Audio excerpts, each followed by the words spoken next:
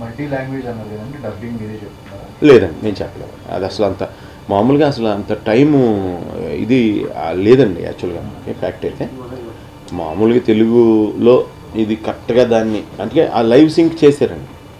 Live అందరిది live లొకేషన్లో live sync చేశారు.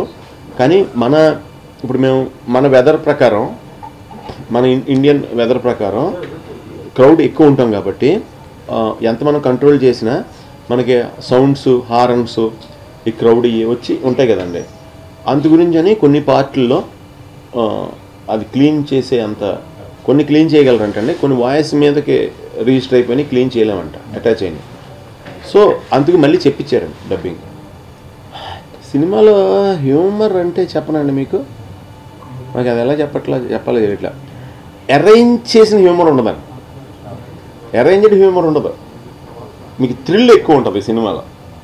థ్రిల్, ఫన్ రియల్గా ఉంటుంది. మన రియల్ లైఫ్లో ఒక ఫ్రెండ్ అని ఇంకో ఫ్రెండ్ ఏడిపించినప్పుడు మిగతా ఫ్రెండ్స్ నవ్వుతాం.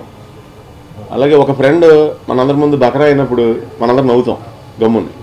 అలా ఆ కంటెంట్లో ఆ న్యాచురల్ ఒక అమ్మాయితో మనం ఇంటరాక్ట్ అయ్యేటప్పుడు ఒక్కోసారి ఆ ఇంటరాక్షన్ నవ్వు వస్తుంది మనకి, మన ఫ్రెండ్ ఎవరైనా ఇంటరాక్ట్ అవుతున్నాం.